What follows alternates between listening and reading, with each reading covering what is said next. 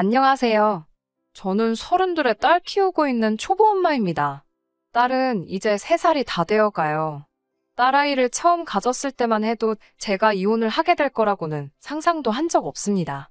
행복한 가정 꾸리면서 잘 살 수 있을 거라고 믿어 의심치 않았어요. 저희는 아이가 태어나기 전 저도 회사를 다니고 있던 맞벌이 부부였어요. 신혼집 구하면서 생긴 대출이자 때문에 남편 혼자 외벌이 시키기에는 부담이 있는 편이고 당장 제가 남편보다 월급이 더 높은 편이기도 했거든요. 그래서 대출금이 어느 정도 줄어들기 전까지는 아이를 바로 가질 계획은 없었어요. 그래서 아이가 찾아온 것은 축복이지만 그 사실에 겁도 많이 났습니다. 임신 소식을 듣고 친정부모님은 뛸 듯이 기뻐하셨어요. 공주님이 태어난다니 정말 상황만 되면 저희 집 근처로 이사를 오고 싶다는 말까지 하시며 엄청 좋아하셨거든요. 친정이 가깝기라도 하면 저희 어머니께 아이 좀 봐달라고 부탁을 할 수 있지만 저희 사는 데서 거리가 너무 멀어서 현실적으로 불가능한 문제였어요. 비는 방이 있기는 하지만 친정어머니가 올라오셔서 집에 상주하기에는 혼자 지내셔야 할 아버지 걱정이 되기도 했고 두 분 다 모시자니 남편이 불편해할 걸 생각하니 그렇게 하지 못했어요. 시댁은 지금 사는 신혼집에서 거리가 가까운 편이에요. 시어머니께 아이 좀 봐주실 수 있느냐 남편 통해서 물어본 적이 있습니다. 보기 좋게 거절당했지만요. 제 아이가 아들이면 두 발 뻗고 나서서 키워주겠지만 딸이라서 싫다고 하셨어요. 너무 서운했던 기억이라 다시 떠올리고 싶지 않지만 뱃속의 아이가 여자아이인 걸 말씀드렸을 때 시어머니 표정이 아직도 눈에 선하네요. 제 임신 소식 들었을 때부터 집안에 기둥이 될 사내아이가 나오게 해달라고 그렇게 기도를 다녔는데 신도 참 무심하시다고 절망스럽다는 표현을 하셨어요. 요즘 누가 아들, 딸 가리나요? 저희 할머니 세대 때야 그럴 수 있다 치지만 저희 친정어머니만 해도 어릴 적에 남자 형제들 다 대학교 다닐 때 못 간 게 한이 된다고 차별을 몸으로 느끼셨다고. 제가 외동딸로 자라긴 했지만 아들 자식 갖고 싶은 생각 한 적 한 번도 없으셨다고. 만약에 있다고 하더라도 본인이 겪었던 게 있으니 저한테는 그런 기분 들게 키우고 싶은 생각 전혀 없었다고 하셨거든요. 기뻐하실 생각에 굳이 시댁까지 찾아가서 여자아이인 걸 말씀드렸는데 저 눈앞에 두고 절망스럽다는 소리나 들으려고 찾아갔나 하는 생각이 들어 표정 관리도 하기 힘들었어요. 그러니 대번에 뭐가 그리 불만이라서 얼굴이 그러고 있느냐고 한 소리 하시더라고요.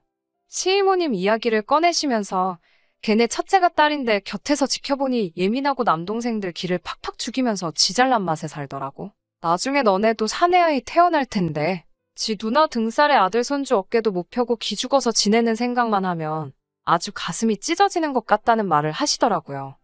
말씀드렸다시피 남편 벌이로 대출도 감당하기 힘들어 저희는 둘째 계획은 하지도 않고 있었거든요. 그런데 아직 첫 아이도 태어나지 않았는데 계획에도 없는 아들 손주 운운하시며 소아붙이시니 참 그 말이 아직도 상처로 남아있어요. 집에 오는 길에도 시어머니 말이 너무 가슴에 남아 남편하고도 괜히 싸우기까지 했어요. 남편이 원래도 저렇게 아들 타령하시는 분이라고 친척들 모여있으면 우리 집은 아들이 둘이라 뭐 이런 식으로 말씀하시면서 아들 가진 걸 자랑으로 여기시는 분이니 그냥 원래 그러신 분이라고 생각하라고 하더라고요. 아이 태어나기 전에 조금이라도 더 벌어야겠다는 생각에 만삭의 몸으로도 회사를 출근하게 되었습니다.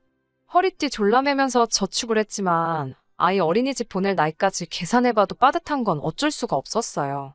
말씀드렸다시피 재벌이가 남편보다 조금 더 나은 편이었기 때문에 아이가 태어나고 저는 바로 복직을 하고 남편이 전업주부를 하는 방법도 생각해봤습니다. 어렵게 제 생각을 남편한테 이야기했더니 남편이 말도 안 되는 소리 하지 말라고 딱 잘라 말하더군요.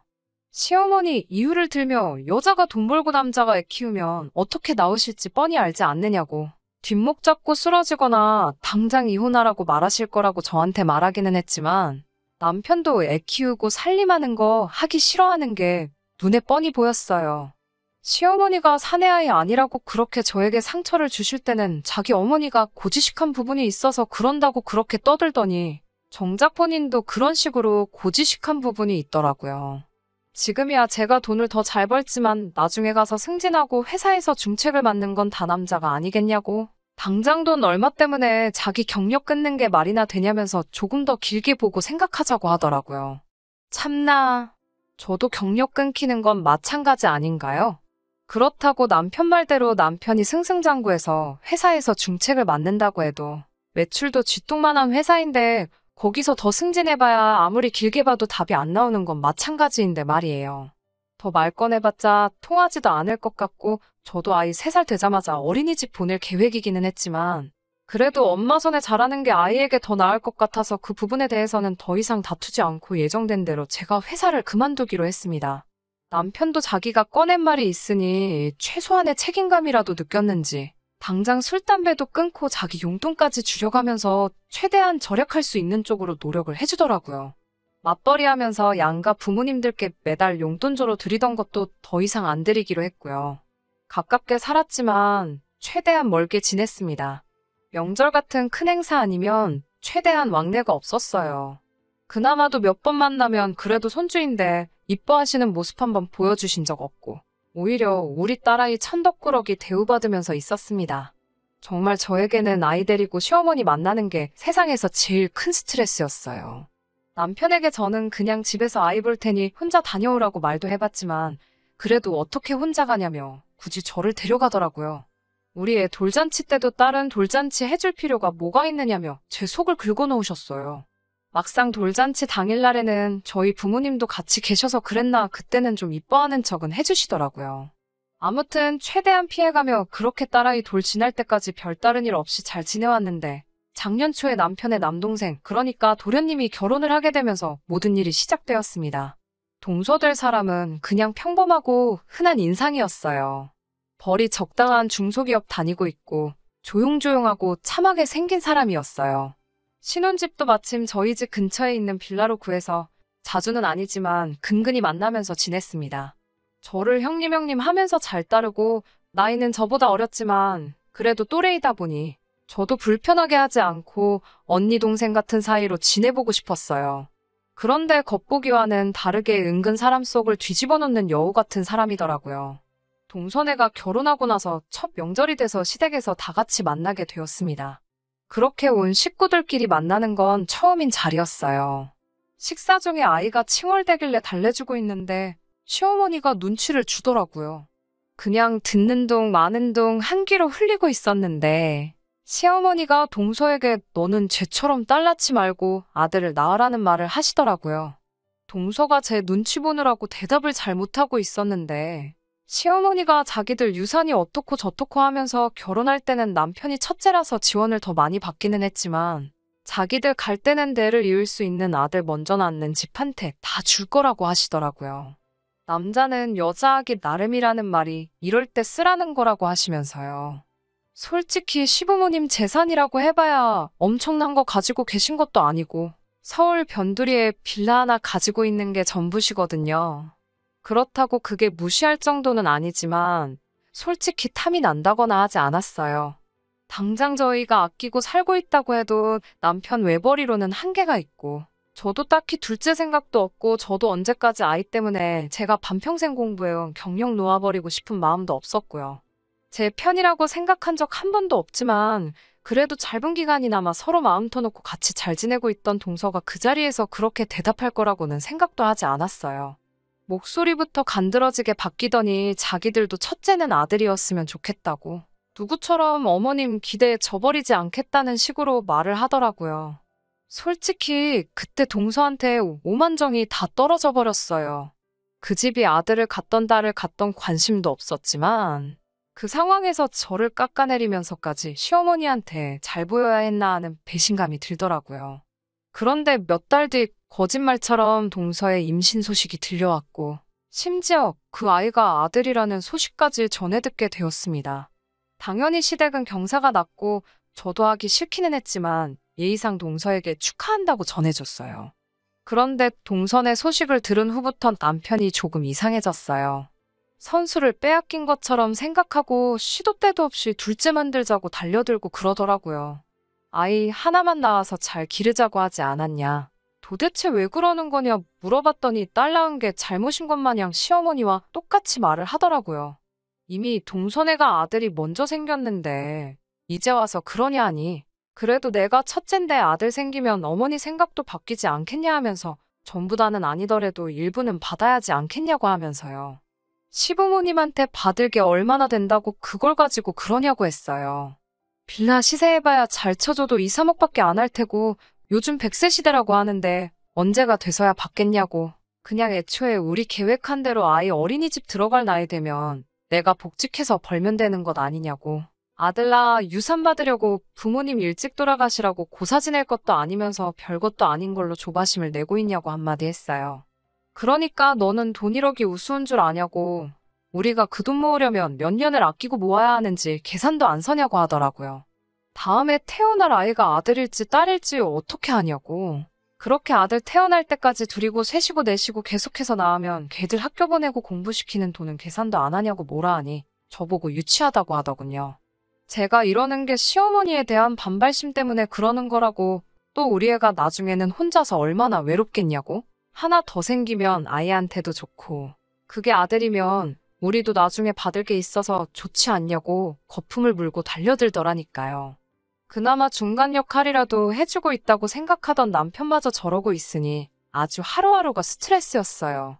오죽하면 저도 우리 애가 왜 아들이 아니었을까 하는 생각까지 들 정도였으니까요. 우리 엄마 걱정할까봐 그동안 있었던 일들 말도 못 꺼냈는데 어디 털어놓지 않으면 제가 돌아버리겠어서 힘든 속내 털어놓게 되었습니다. 어머니께서 자기 일처럼 속상해하시며 화를 내셨지만 지금의 남편 심정도 조금 이해해주라고. 아무튼 제가 선택한 사람 아니냐. 지금이야 동생한테 밀려난 것 같아서 그러는 거지 그동안 참 잘하지 않았느냐고. 앞으로 함께할 시간이 한참 더 남았는데 조금만 더 믿고 기다려주라고 저를 달래주셨어요. 그 말에 정말 마음속으로 참을 인자 새기면서 최대한 참아보려고 노력했습니다. 그런데 얼마 전 정말 참을 수 없는 일이 일어나고야 말았어요. 얼마 전 동선에 아이가 태어났거든요. 동서 출산하고 친정에 가서 2주 산후조리하고 시어머니 집에서 2주 지내기로 했다는 이야기는 들었어요. 그런데 무슨 일인지 남편은 두고 저 혼자 오라는 시어머니의 연락을 받게 되었습니다. 부랴부랴 찾아갔더니 시어머니랑 동서랑 함께 있었고요. 이리 와 앉아보라는 말에 무슨 말을 하려고 부르신 건가 했는데 대뜸 저보고 동선의 아이를 맡아 키우라고 하는 거 아니겠어요? 제가 뭐하러 동선의 아이를 키우겠어요. 당연히 싫다고 했어요. 아니, 애초에 그 아이를 왜 저보고 키우라고 하는 거냐고 물어봤죠. 옆에서 동서가 자기는 이제 복직을 해야 하니 어쩔 수 없다고 말을 하더라고요. 시어머니도 대를 이을 손주가 태어났는데 앞으로 큰 사람 되려면 교육에 힘을 쏟아야 하니 둘째가 복직을 해야 하지 않겠냐고 거드시더라고요. 아들, 손주 그렇게 바라시던 시어머니가 맡아주시면 되는 걸 왜 굳이 저한테 물어보느냐 했어요. 저도 이제 곧 아이가 어린이집 들어갈 수 있는 나이가 되니 저도 복직을 계획 중에 있다고 말했어요. 시어머니가 제 말을 자르면서 그냥 복직 안 하면 되는 거 아니냐고, 어차피 지금 제가 애 키우고 있는데 하나 더 돌보는 게 뭐가 문제가 되느냐고 하시면서요. 자기도 애 키워봐서 알고 하나나 둘이나 별 다를 거 없다고, 제가 키우면 되는 걸 꼭 자기까지 나서서 애를 봐줘야 하냐고 하시더라고요. 그리고 제가 앞으로 아들 가질 계획이 있다고 남편한테 들었다며 아들 키우는 법 연습하는 셈 치고 동선의 아이를 제가 키워보면 딱 좋지 않겠냐고 하시더라고요. 그건 남편이 지어낸 말이라고. 저는 아직도 둘째 계획 없고 말한 대로 저는 아이 어린이집 보낼 나이 되면 바로 복직할 생각밖에 없다고 말했습니다. 제가 계속해서 싫다고 하니 동서도 옆에서 거들면서 하는 말이 자기가 꽁으로 아이 봐달라고 부탁드리는 거 아니라고, 나중에 자기들이 시부모님 재산을 물려받게 되면 몇 프로 떼준다고 어이없는 소리를 하고 있더라고요.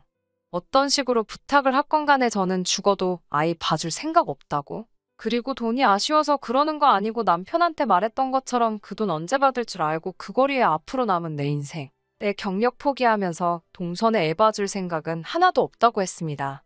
그리고 유산이야 나중에 분할 청구해서 받아낼 수 있는 돈인데 마음만 먹으면 받아낼 수 있는 돈 가지고 생색내면서 선심 쓰듯 주는 척 하지 말라고 했어요. 그리고 앞으로 이런 일로 사람 오라가라 할 거면 부르지 말라고 소리치고 나와버렸습니다. 시어머니가 저 꼬라지 좀 보라면서 아주 저보고 집안을 말아먹을 여자라며 욕짓거리를 하시더라고요. 대를 끊으려던 것도 모자라 형제들끼리 분쟁을 만들 셈이라면서요. 그냥 듣지도 않고 뒤도 안 돌아보고 나와버렸습니다. 여기서 끝났다면 정말이지 그냥 원래 저런 사람들이 또 저런다고 생각하고 넘어갈 법도 했는데 정말 우리 시어머니가 도를 넘어서는 사람이라는 걸 간과하고 있었네요. 저녁에 퇴근한 남편이 얼굴이 사색이 돼서 다녀왔다는 인사도 생략하고 대뜸 너는 뭔 짓을 하고 다니는 거냐고 호통을 치더라고요. 왜 저러는지는 몰랐지만 대충 봐도 시어머니한테 그날 있던 일에 대해서 무슨 이야기를 듣고 왔다는 건 안 봐도 딱 알겠더라고요. 제가 미쳤냐고, 너는 네 배우자가 그 꼴을 당하고 왔는데도 아무렇지 않냐고, 화를 내야 할 상대가 누군지 단단히 착각한 거 아니냐고 말했어요. 남편은 제가 뭘 잘했다고 언성을 높이냐면서 엄마 말이 틀린 게 뭐가 있냐고, 그리고 둘째네가 돈도 준다고 했다면서 거기서 왜 복직을 하겠다고 고집을 부렸냐 하더라고요.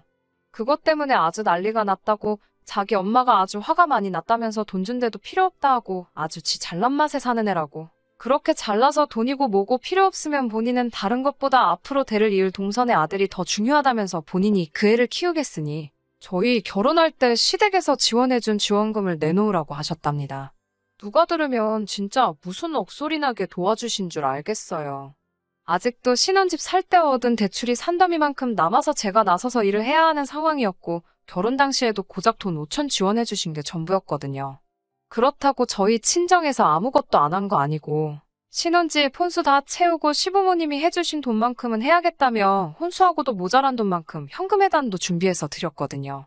동선애한테 아들 낳은 값을 주려고 하는 건지 시어머니가 그 애 키워주는데 그 돈이 꼭 필요해서 그런 건지는 모르겠지만 이제 와서 그걸 내놓으라 하니 어이가 없었어요. 그 와중에 그 말에 겁을 먹고 저한테 호통치고 있는 남편도 제정신인가 싶었고요. 애초에 시어머니한테도 둘째 가질 거라는 헛소리만 하지 않았어도 아들 키우는 연습인 셈 쳐라마라 이딴 말도 안 들었을 텐데 말이에요. 저도 여태까지 참았던 게 한 번에 폭발하니 이젠 더 이상 이걸 대화로 풀고자 하시고 할 생각조차 들지 않더라고요. 이럴 바에는 그냥 갈라서 자고 저도 같이 덤볐어요. 시어머니한테 지원금 받은 거 도로 돌려주라고. 하지만 그건 내가 받은 게 아니라 너가 받은 거니 남편 보고 돌려주라고 했습니다. 그리고 우리 집에서도 결혼할 때 똑같이 했으니 혼수로 채운 건 내가 전부 다 가져갈 거고 현금예단으로 드렸던 돈은 그 액수 그대로 돌려받아야겠다고 했어요. 그리고 저는 시어머니의 행동을 원인으로 이혼 소송을 제기했습니다. 법원에서는 시어머니의 행동이 부당한 대우에 해당한다고 하여 제 편을 들어줬어요. 유책 배우자가 시어머니이기도 했지만 딸아이 차별하는 시어머니의 언행의 친권과 양육권 모두 다행히 제가 받아올 수 있었어요. 거기에 더불어 아이가 성인이 되기 전까지 남편은 양육비를 지급해야 한다는 판결까지 받았습니다. 재산분할은 말한 대로 혼수를 제가 다 가져오고 현금예단으로 줬던 돈에 대해서 돌려받고 추가로 부동산 상승분을 계산해서 추가로 조금 더 가져오게 되었어요. 하지만 거기서 끝나지 않고 파탄의 원인인 시어머니에게는 따로 위자료 청구 소송을 진행했습니다. 숙려기간 중에 남편이 시어머니 대동해서 제 앞에 다시 한 번만 기회를 줄 수 있냐고 빌더라고요. 가차없이 저는 그럴 생각 없다고 단호하게 거절했고요. 지금은 친정으로 돌아와서 부모님 품에서 지내고 있습니다. 어머니, 아버지 둘 다 제 딸 공주님 대하듯 아껴주시고 어린이집 보낼 필요도 없이 어머니가 아이를 봐주셔서 저도 친정 근처에 있는 회사에 취직에 성공했고요. 서울에서 회사 생활 할 때보다야 월급이 조금 작아지긴 했지만 남편이 앞으로 보낼 양육비 생각하면 아이한테 더 좋은 세상을 보여줄 만큼은 될 것 같아요. 아이한테는 아빠 없이 자라게 하는 게 제가 잘못한 것 같아서 미안한 마음이 듭니다. 그래도 절대 아빠의 빈자리 느껴지지 않도록 최선을 다해서 키워낼 생각이에요. 저희 신혼집으로 쓰던 집은 팔았다는 이야기 전해 들었습니다. 남편 역시 다시 시어머니 댁으로 들어간 것 같고요. 거기서 시어머니 뒷바라지 하면서 동생네 애 키우는데 전력을 다하며 살겠죠. 사실 궁금하지도 않아요. 저는 앞으로 저에게 주어진 새로운 인생, 최대한 행복하게 사는데 집중할 생각이에요. 끝까지 들어주셔서 감사합니다. 오늘의 사연은 여기까지입니다. 구독과 좋아요, 알람 설정 부탁드리고 더 좋은 사연으로 다시 찾아뵙겠습니다. 감사합니다.